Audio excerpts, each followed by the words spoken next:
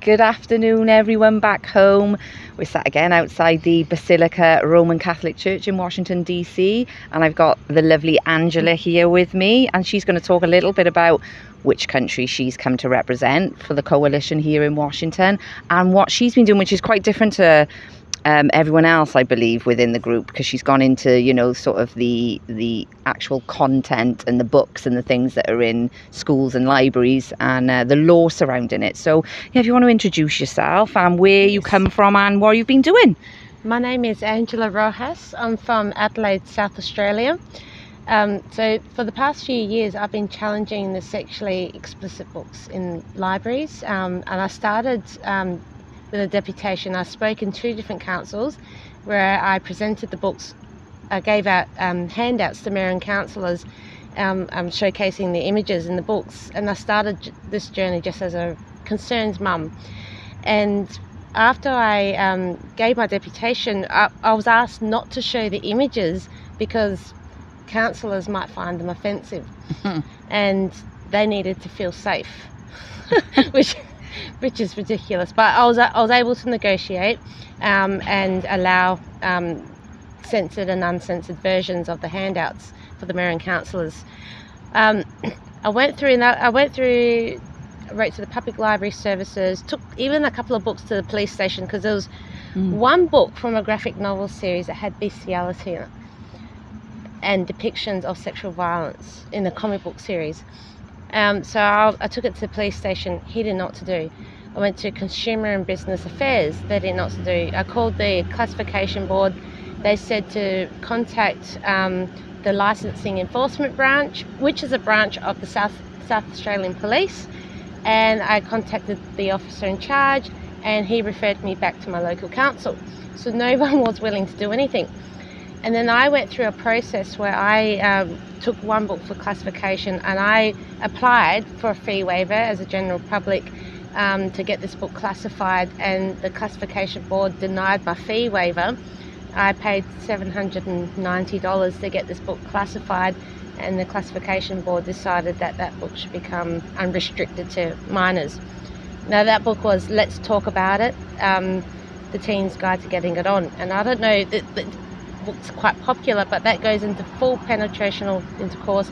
It gives instruction with nudity, with sexual arousal depicted, on how to masturbate and everything. And it has depictions on sex toys and all pornographic, basically. It's porn. And I met with, after all that, I met with a senator, and he, sitting with a senator and showing him a pornographic book, it was just an unusual type of meeting that you have. And he said, yes, this is definitely porn. And he questions the classification board. He didn't get very far. But because I went through that process, the classification office sent me an email invitation to become a classifier for film and games. They probably just sent out a whole bunch of emails to production people. They probably didn't realise they were sending me an invitation. I wouldn't have thought so. So I took that window of opportunity. It didn't cost me anything. I've never worked in the industry.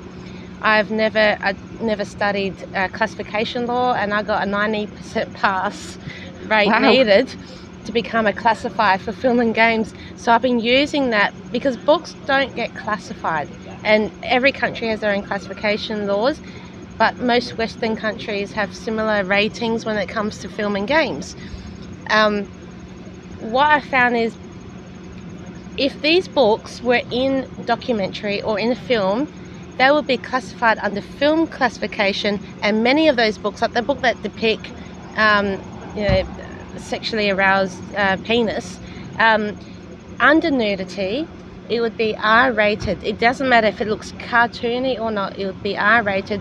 No mitigation factors would apply, which means any factors that would normally lower the impact or the rating, like educational merit or scientific merit or stylization, they do not apply. It will be R-rated. So these books have MA to R-rated content in some of these books under the guise of education. And what we find, and then I started to look at the teacher resources.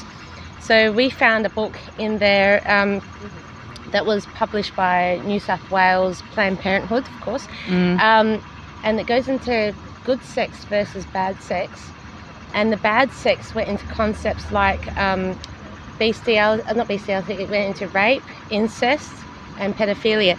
But they didn't call it those things. It said, under the bad sex, it said, there's an image of a man touching a boy between his legs, and it says, the man is rubbing the boy's penis. The boy is scared. He doesn't like it.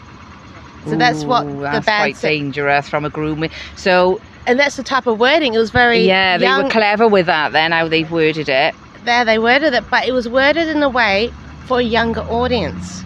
I mean,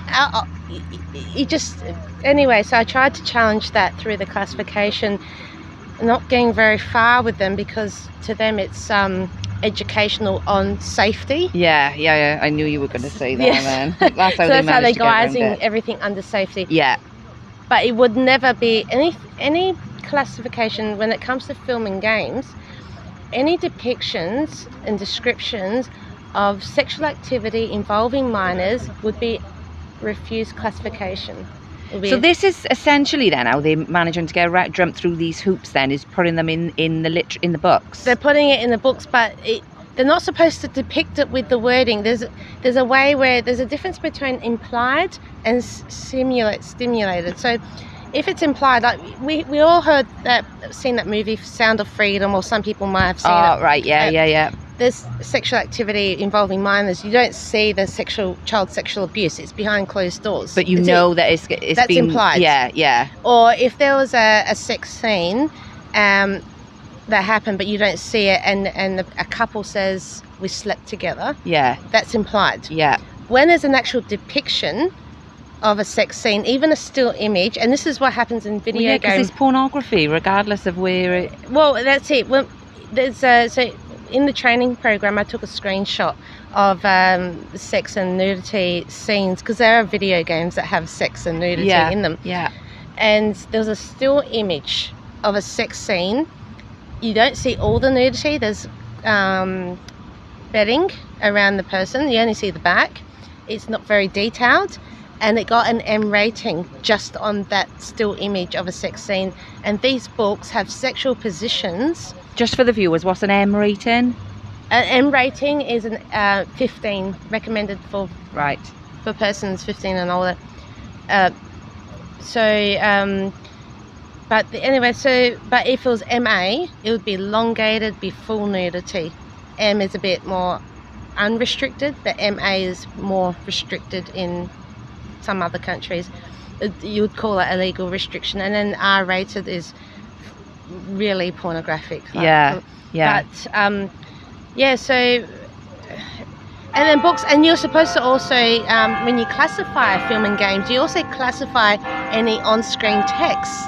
Yes, text is important as well. Text is important in film and games. They classify, so if there's coarse language, you classify the coarse language even if it's written in text or subtitles. Yeah. But that's what books are. Books are text and still images. Yeah.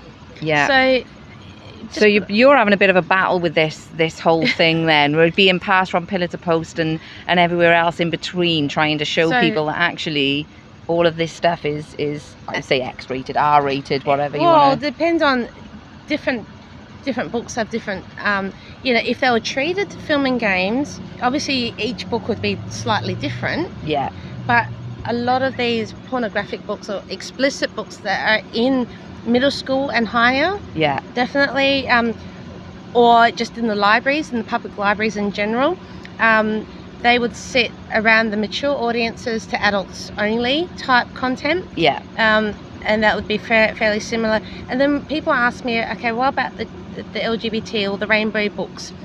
It depends what it is. If there are books that go into concepts like the trans agenda, think about that you got surgical and medical, and then you've got medications, you got mental health or suicidal themes.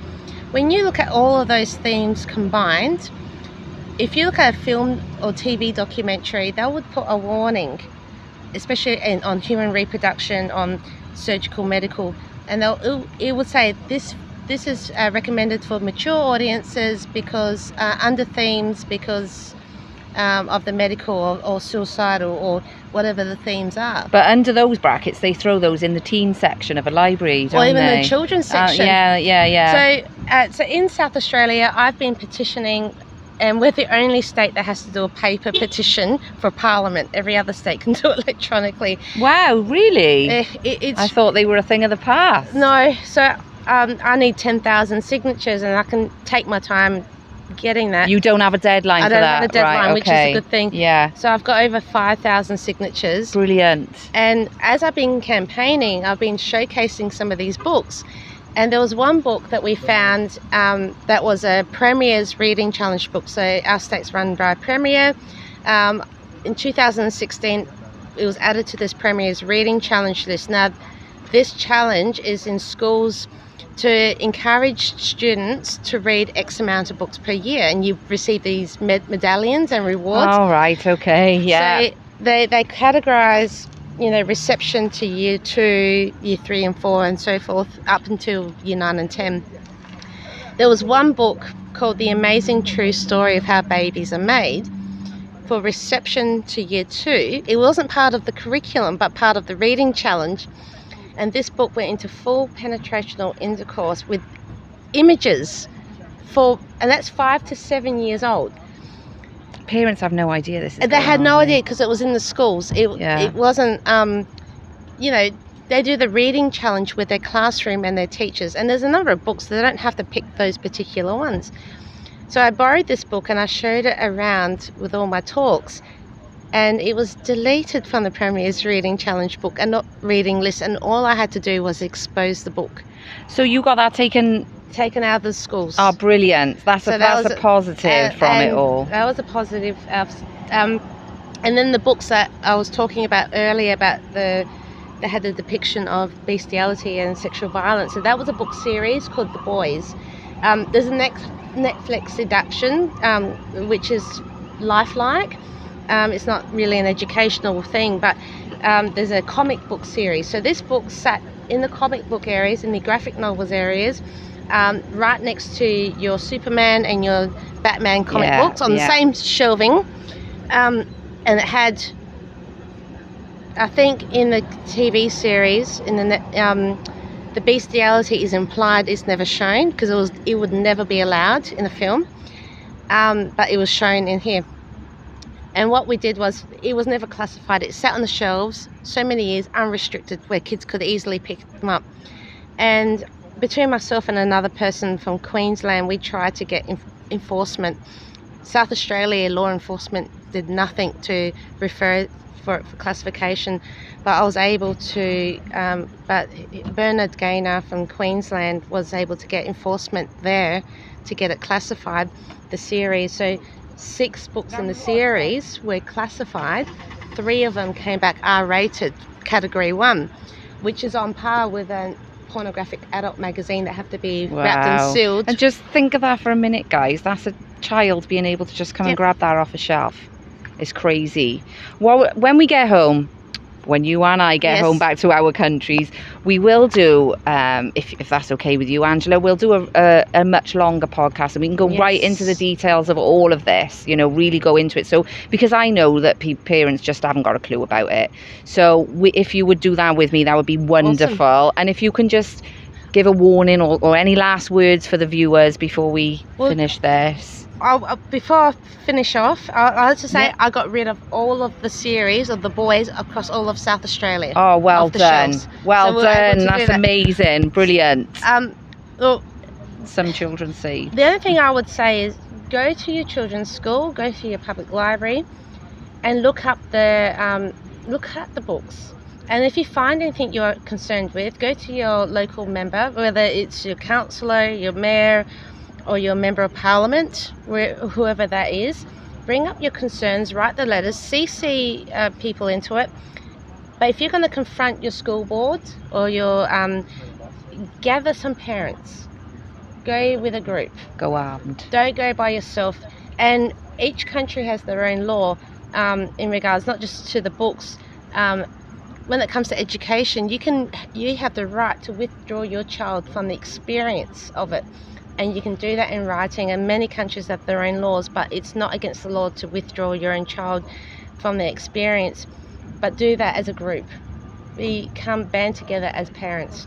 Going by yourself can be very confronting. Yeah, and they can kind of pick you off one by one. They can, so band together as a group. That would be my advice. Oh, thank you so much, Angela. It's been absolutely lovely meeting you and speaking to you, and we'll catch up when we're both home. We can go through a lot more. We can take a deep dive into why we can do these a bit of screen sharing and show us some of the stuff. Brilliant. Thank you very much, Angela. Thank you. Bye.